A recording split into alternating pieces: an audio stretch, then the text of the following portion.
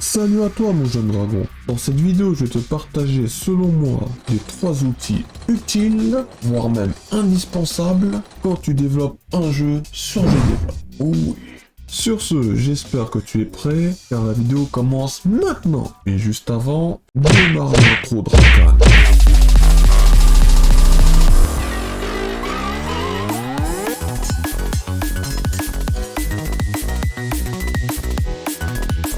Merci pour l'intro Drakan.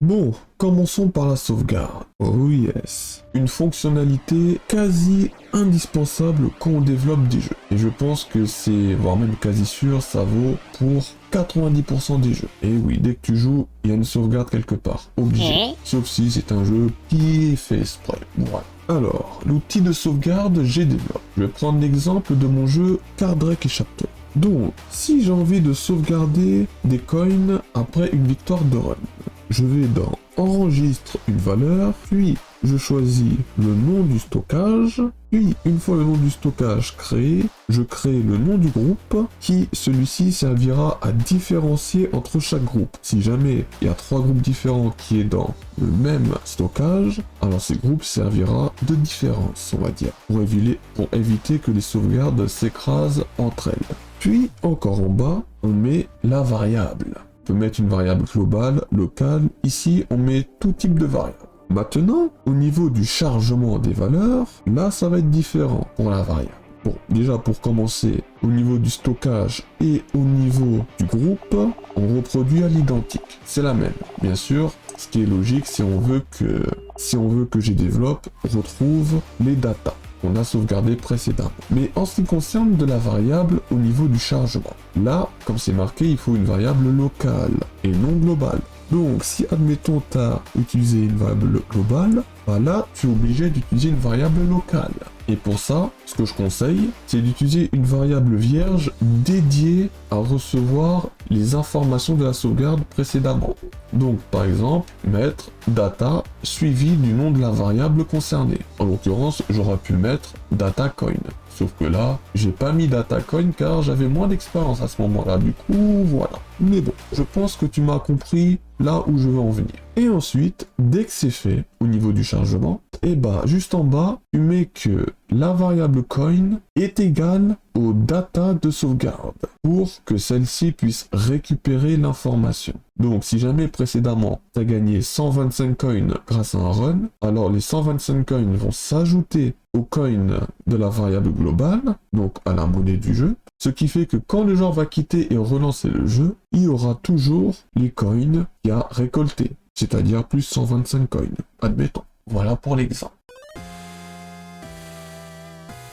Maintenant, côté pathfinding, l'un des algos le plus complexe au monde, mais figure-toi que sur GDevelop, c'est l'un des plus simples. Théma, regarde ça. Pour commencer, tu sélectionnes l'objet concerné, donc l'objet que tu veux qu'il suive, voilà. Et tu vas dans comportement, d'ailleurs, petite parenthèse, quand on check la liste des comportements disponibles, on peut voir qu'il y a beaucoup à faire. C'est intéressant. Bref, revenons. Je disais, une fois dans la rubrique comportement, il ne reste plus qu'à sélectionner le comportement pathfinding et on peut voir qu'on peut paramétrer. Mais plein de choses comme changer la vitesse de déplacement, autoriser la vitesse, le déplacement je veux dire en diagonale et plein d'autres choses. Maintenant, côté code, tu as juste à sélectionner l'objet qui contient le comportement pathfinding.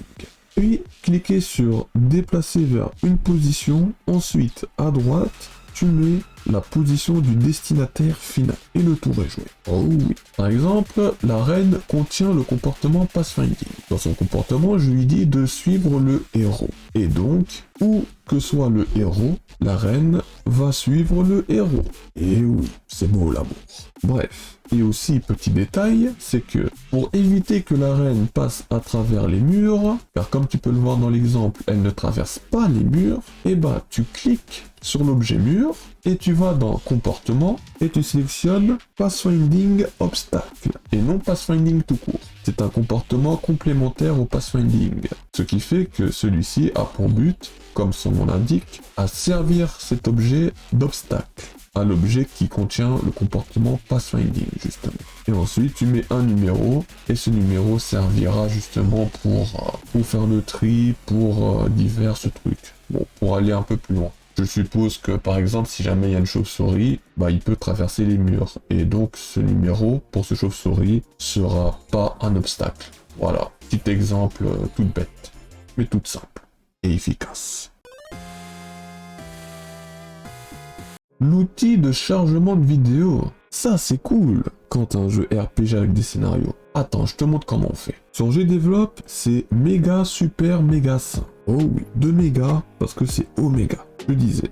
Donc, t'as juste à créer un objet vidéo. Donc tu crées un objet comme d'habitude, puis tu choisis la vidéo que tu as dans ton fichier, dans ton PC, peu importe, tu choisis la vidéo, puis une fois que l'objet contient la vidéo que tu veux, et bah t'as juste à faire un glisser-déposer, et le tour est joué. Et après bien sûr t'as les paramètres, et côté code tu peux gérer plusieurs trucs comme le volume, la vitesse de lecture, est-ce que tu veux boucler en boucle, etc.